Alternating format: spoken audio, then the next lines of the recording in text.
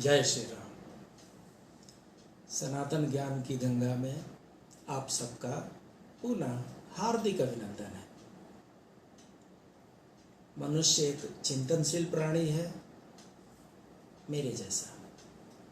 एक विवेकशील प्राणी है, आपके जैसा। और जब ये चिंतनशील विवेकशील प्राणी अपने किसी प्रश्नों का तार्किक उत्तर नहीं ढूंढ पाता है तो अपने समाज के किसी ज्ञानी के पास अपने प्रश्नों का सिलसिला लेकर के पहुंच जाता है। ऐसा ही कुछ हुआ है गोस्वामी तुलसीदास जी द्वारा रचित श्री रामचरितमानस के उत्तरकांड के एक प्रसंग में।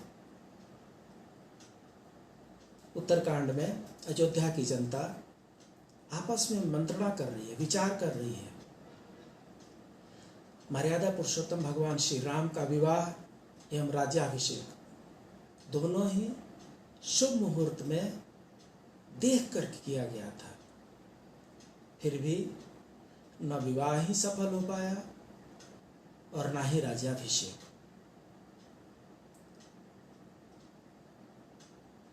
विवाह होने के उपरांत राज्य त्याग करके भगवान को 14 वर्ष के लिए वन गमन करना पड़ा।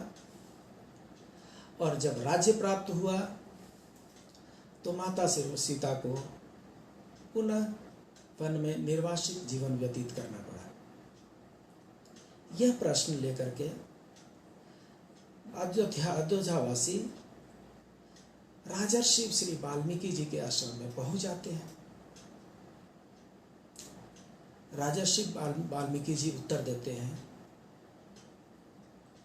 और कहते हैं, सुनहु भरत भावी प्रबल, सुनहु भरत भावी प्रबल, बिलखि कहे मुनिनाथ, सुनहु भरत भावी प्रबल, बिलखि कहे मुनिनाथ, लाभ हानि जीवन मरण, यश अपयश विधि हाथ। मनुष्य अपने जन्म के समय ही जीवन मरण, यश अपयश, लाभ हानि, परिवार समाज, देश स्थान, ये सब उसी समय लेकर के आ जाता है। सुधीजनों, जब मनुष्य सब कुछ अपने साथ लेकर के ही आ जाता है, उसी समय लिखित हो जाता है भावी द्वारा, तो निश्चित रूप से मनुष्य के मन में ये जिज्ञासा जागृत होती है कि जब सब कुछ हमारी लाइफ डायरी एक जगह पे लिखी हुई है तो क्यों ना हम वहाँ पर एक्सेस करें, क्यों ना हम जाने कि हमारे कल क्या होने वाले हैं, हमारे परसों क्या होने वाले हैं, हमारे यौवन में क्या होने वाला है, हमारे बुढ़ापा कैसे बीतने वाले हैं। ये मानव की जिज्ञासा है और मानव जानना चाहता है। और जब रेडीमेड सब कुछ अवेलेबल है तो बस ज़रूरत तो एक ही चीज़ की है कि एक्सेस की और डिकोडिंग की। किसी कोड भाषा में वो सब लिखे होते हैं। एक तो वहाँ तक सबकी पहुँच नहीं है और जिसकी पहुँच है उसको उस कोड को डिकोड करना होता है।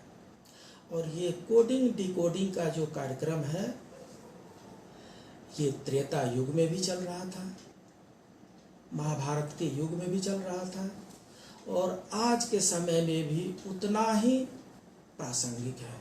आज का मानव भी ये जानना चाहता है कि मेरा बचपन कैसा रहेगा, मेरा यौवन कैसा रहेगा, मेरी बुढ़ापा कैसी रहेगी, मेरे बाल बच्चे कैसे पढ़ेंगे, मेरी पत्नी कैसी रहेगी, मेरे बच्चे कैसे होंगे, कौन सा कैरियर मुझे मिलेगा, इस धरती के कौन कौन से सुख मुझे प्राप्त होगा।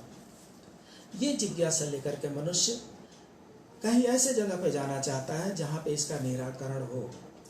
और इन सारे प्रश्नों का उत्तर चिरकाल से हमारे ऋषि मुनियों ने, ज्ञानियों ने ढूंढने का प्रयत्न किया है। और जिस शास्त्र से इस प्रश्नों के उत्तर ढूंढने का प्रयत्न किया गया है उस शास्त्र को आज की भाषा में हम ज्योतिष शास्त्र कहते हैं। तो हम ज्योतिष शास्त्र क्यों माने? कुछ लोग ज्योतिष क्यों मानते हैं? और कुछ लोग ज्योतिष क्यों नहीं मानते हैं, इसके बारे में चर्चा करेंगे अगले सत्र में। जय श्री राम।